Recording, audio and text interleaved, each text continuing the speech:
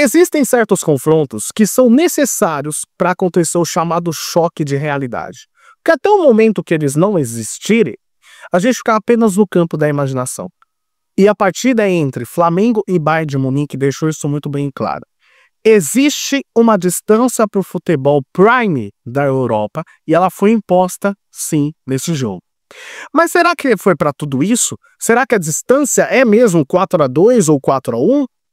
Vamos falar disso aqui nesse vídeo, mas antes, se você não é inscrito no canal, se inscreva e ajude o nosso trabalho a crescer cada vez mais. Eu conto com você. Quando você pega as estatísticas e o resultado final do jogo, você até que pensa, quem não assistiu a partida, fica até pensando que foi um jogo equilibrado do início ao fim. Só que realmente, quem assistiu a partida viu notórias diferenças que aconteceram no confronto. Até o momento do enfrentamento, antes da bola rolar, tinham-se certas esperanças ou certas imaginações que poderiam acontecer no confronto contra o Bayern de Munique. Se o Flamengo ele ia jogar do jeito Flamengo de ser, um time mais avançado, um time que ia do chamado peito aberto, que não teria medo, ou se fosse um time um pouco mais comedido, adotando uma postura como por exemplo, o Botafogo fez contra o Paris Saint-Germain. E a conscientização da torcida, dos jogadores e também do técnico Felipe Luiz era: vamos jogar para cima. E foi isso que aconteceu. Só que com 10 minutos já estavam 2-0.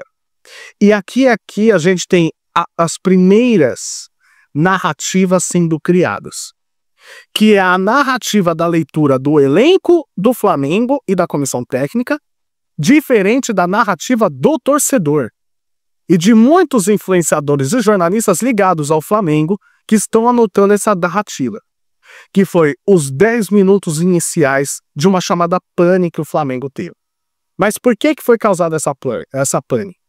Primeiro você teve um gol contra do Pulgar, que foi tentar obviamente afastar a bola. Ele não fez o gol contra porque ele quis, mas de um lance original, de uma pressão na saída de bola em que o Rossi tentou quebrar e a bola quebra no Pulgar e é afastada para escanteio. E no segundo gol, em que a pressão é feita, a bola sobra no Harry Kane e bate, desviando no zagueiro, se eu não me engano, Léo Ortiz, morrendo na trave e afundando no gol. E aqui você tem as chamadas narrativas, de uma pela torcida do Flamengo ou por esses influenciadores. Os erros foram causados pelo próprio Flamengo. Se tivesse quebrado a bola para o campo de ataque, isso não aconteceria. E aí você tem ao outro lado, que é a narrativa dos jogadores e da comissão técnica do Flamengo, que esses erros foram causados pelo Bayern de Munique. E aqui eu estou do lado dos jogadores e da comissão técnica do Flamengo. O Flamengo ele poderia ter chutado a bola para o campo de ataque? Sim, poderia.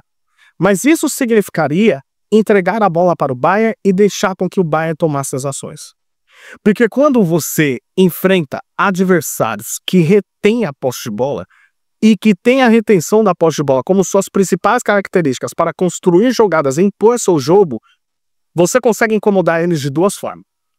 Ou você tira a posse de bola dele, ou você marca pressão muito alta. Os dois times possuem essa característica. O Felipe Luiz ele gosta de atacar, o tal do jogo posicional, mas com muita posse de bola e pressão. O Bayern de Munique é a mesma coisa. O Kompany, ele bebe da escola guardiolista, ele é discípulo do Pep Guardiola, então ele tem a posse de bola como seu primor de ataque. Só que, quando você entregar a bola para o Bayern de Munique, você está deixando com que ele dite os ritmos da partida. E quando a gente compara com as estatísticas que o Bayern de Munique possui na Bundesliga, e neste jogo eles foram completamente diferentes. E entendendo o porquê que o Flamengo quis sair jogando mesmo com a marcação-pressão.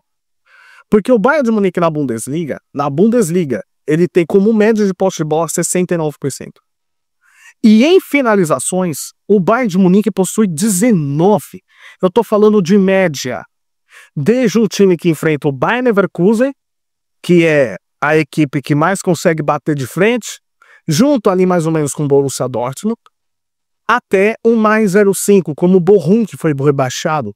Então o Flamengo ele possui uma média de posse de bola muito alta, quase 70%, e de quase 20 finalizações por jogo. O Bayern de Munique ele terminou a partida com 49% de posse e 8 finalizações. Significa que, desde o início, a estratégia do Flamengo era incomodar e tirar os principais pontos do Bayern. As jogadas pelos lados, a posse de bola e o controle das ações por jogo. Isso foi feito? Sim.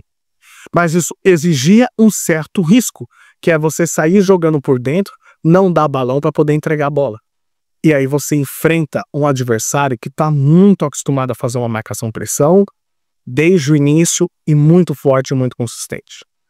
O Flamengo, ele errou porque ele não está acostumado a enfrentar esse tipo de adversário que faz uma marcação como essa. O mais próximo que a gente tem disso aqui no Brasil é o Palmeiras. O Palmeiras ele faz uma marcação-pressão muito eficiente, mas mesmo assim o Flamengo ele consegue romper essa linha de marcação, muitas vezes tocando. Muitas vezes com que o Arrascaeta receba a bola no meio campo, gire e faça o pivô, ou muitas vezes o Gerson. Mas uma coisa é você enfrentar o futebol sul-americano, outra coisa é você enfrentar a mais alta classe do futebol, que tem conhecimentos táticos, técnicos e físicos, principalmente. Porque você viu os jogadores do Bayern ganhando, principalmente ali na pressão, do ponto de vista físico. E olha que eles terminaram o jogo completamente com canhos, cansados. Então, essas duas análises que estão sendo feitas são análises completamente distintas de um torcedor que tem o otimismo e um pachequismo muito grande, ao ponto de quase negar a realidade que foi imposta, que foi uma realidade muito bem elaborada pelo técnico Felipe Luiz e pelos próprios jogadores.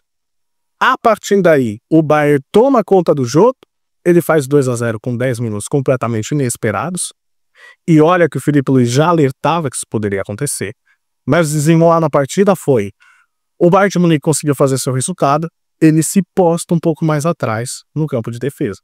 E aí ele viu que não estava enfrentando qualquer adversário. Desde o início o Bayern, ele já entendia qual era o Flamengo? Sim. Porque se ele não entendesse qual que fosse o Flamengo, ele deixaria a bola com o Flamengo desde o início, não faria marcação sob pressão e acelerava quando quisesse.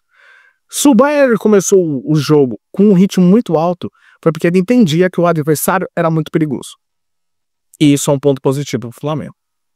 A partir do momento que o Bayern se posta mais no campo de defesa, faz o 4-4-2, com duas linhas mais compactas, só que indo um pouco mais para trás, o Flamengo ganha campo, não se abateu com o 2-0, porque aqui a gente precisa falar que qualquer outra equipe que não tivesse um mental como o Flamengo tem, ele poderia ter se abatido, sim. Começava a se desesperar, jogava a bola para frente, quebrava, não fazia mais nada, e o Bayern claramente poderia ter feito uma goleada. Não foi isso que aconteceu. O Bayern se postando um pouco mais atrás, o Flamengo ganhou campo e conseguiu elaborar o seu jogo, com toques, com finalizações, até ele conseguir o 2-1. Até ter conseguido o 2-1, o Bayern de Munique tinha dado 2 finalizações, 2 no gol e 2 gols. E aí o Flamengo ele conseguiu se impor. Sim, foi muito interessante essa reação do Flamengo e é parabenizar a postura dos jogadores do Flamengo. O Flamengo ele conseguiu sim uma reação. E em determinados momentos ali, você até pensava que o Flamengo até podia empatar. Mas depois que o Flamengo ele fez o gol, aí você vê que o Bayern de Munique ele sobe o ritmo de novo. O ritmo nível Champions, tá? Não é um ritmo tipo Bundesliga. O ritmo Bundesliga do Bayern de Munique ele já foi muito criticado por ter essa chavinha de liga e desliga dentro dos próprios jogos do futebol alemão, onde o Bayern ele pressiona, mas muitas vezes ele se desliga. Ele manteve o nível Champions quando precisou. E aí que nasce o 3-1 com o gol do Goretzka. Também é um erro de saída de bola causado pelos alemães. Porque, repito, se o Flamengo ele tem esses erros aqui no futebol sul-americano, ele não é ameaçado dessa forma. Ele pode recuperar tanto a bola, quanto um jogador receber o passe, girar e fazer a jogada prosseguir para o campo de ataque. Mas você está enfrentando a elite europeia.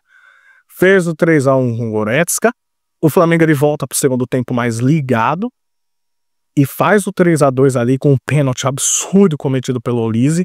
Não tem nenhuma reclamação, não tem nada, porque foi pênalti sim. E aí você tem um cenário em que depois teve uma bola quebrada para frente, onde entrou o Bruno Henrique, ele quase encobriu o Manuel Neuer. Ali você entendia que, opa, se o Bayern de Munique não ficar esperto, ele pode sofrer o gol de empate, sim, pode sofrer o gol de empate. E aí você depois tem uma acelerada no meio de campo, aonde o Luiz Araújo ele tenta driblar, ele perde a bola, toca a bola para o Harry Kane e ele faz o 4º gol. Ali o Flamengo acabou. Ali desmoronou completamente. Bayern retoma a posse de bola e começa a ficar tocando até o final do jogo terminar como posse de bola equilibrada. Só que o que a gente precisa tirar de lição disso? O Flamengo, ele mostrou um nível de enfrentamento muito interessante dentro da partida. Que é o seguinte: eu consigo, em certos momentos, dificultar muito para a primeira prateleira da Europa. O Flamengo consegue dificultar? Consegue sim, e é um jogo muito interessante que o Flamengo elaborou. Em outros momentos, a gente precisa sim entender que esses erros foram causados pelo Bayern de Munique, mas também porque o Flamengo não está acostumado a enfrentar esse tipo de marcação.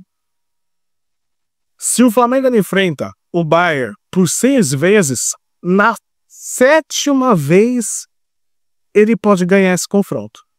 Ou seja, é preciso mais vezes esse enfrentamento para a gente poder entender que quando você enfrenta uma régua muito alta, a tendência é a sua régua subir quando você tem matéria-prima para isso. E o Flamengo ele tem sim matéria-prima para isso. O Flamengo tem jogadores para executarem um estilo de jogo completamente avassalador, como ele fez contra o Chelsea, e completamente dificultoso para qualquer adversário aqui do Brasil. O Flamengo, se ele joga nesse ritmo aqui no Brasil, ele passa o carro em quase todo mundo. E aí você tem uma equipe que volta para o Brasil mais motivada, mais mobilizada e mais treinada. E mais testada. Só que a gente precisa entender que existem níveis e níveis. O Mundial de Clubes ele deixou muito bem claro. Existe jogo da primeira prateleira da América do Sul, que é Flamengo, que é Palmeiras, Botafogo, enfrentando a segunda prateleira para a terceira da Europa. Existe confronto sim. Deixou muito bem claro isso. Deixou muito bem claro que o Flamengo é mais time que o Chelsea. E é sim, por mais que eles estejam em fim de temporada, o Flamengo é mais time que o Chelsea. É mais ajeitado, é mais arrumado. O Flamengo ganharia do Porto? Sim. Ganharia do Benfica? Se enfrentasse? Sim, ganharia. O Flamengo é mais time que esses, que o Dortmund, inclusive. Mas quando você vai enfrentar aqueles 5, 6 times que o Felipe Luiz ele gosta de falar, que são o colosso do futebol, a dificuldade, a realidade bate na sua porta. Esses times possuem diferenças de níveis para o restante da Europa. Por que não vão ter para a América Latina? A gente está falando de 1 bilhão de faturamento do Flamengo contra 6 bilhões de reais faturamento do Bayern de Munique. Não dá para competir assim desse jeito. Técnica, o futebol brasileiro tem, o futebol sul-americano tem. Mas quando você pega o nível físico, mais investimento e mais entendimento, você vê que realmente eles estão bem acima. Isso não é nenhum demérito para o Flamengo. É preciso entender que existem distâncias da primeira prateleira da Europa, sim. Mas deixa o entendimento que o Flamengo ele é um senhor time de futebol. O Flamengo é muito bom time de futebol. Muita gente fica ridicularizando que o Bayern só jogou quando ele quis, que o Bayern jogou na segunda marcha, nada disso. Não houve massacre, não houve imposição, como, por exemplo, o City se impôs sobre o Fluminense, como, por exemplo, o Real Madrid se impôs sobre o Grêmio, o Barcelona sobre o Santos, não teve nada disso. A grande verdade é que existe uma diferença física e tática para o futebol europeu, mas na primeira prateleira. E o Flamengo ele volta muito mais motivado, muito mais mobilizado. A gente só precisa entender o que vai acontecer com a visão da torcida. Porque quando você tem um Flamengo que enfrenta o Chelsea como enfrentou e ele ganhou, e ganhou bem, e você vê um Flamengo que em certos momentos fez um enfrentamento interessante contra o Bayern de Munique, a exigência que essa galera vai querer. qualquer coisa que não seja o ritmo estabelecido na Copa do Mundo de Clubes. E, por exemplo, pegando o Internacional nas oitavas de finais da Libertadores, que não seja passar o carro, a torcida do Flamengo vai começar a pegar no pé do Felipe Luiz. Então, acho que o Flamengo ele se colocou numa régua tão acima agora que qualquer coisa abaixo disso vai ser criticado. Como se fosse completamente normal você golear o Internacional a qualquer custo. Não é. Como se fosse normal você pegar o Fluminense ou o Botafogo e você só golear, porque abaixo disso ninguém vai aceitar. Então acho que também toma casca de banana devido ao bom desempenho do Flamengo no Mundial de Clubes, que vai começar uma exigência, talvez ela não exista e não tem que existir. Mas a gente sabe como é que é torcedor. Completamente imediatista. Então, saber o que você acha, deixa a sua opinião, se inscreva no canal. Tamo junto, até a próxima. Tchau.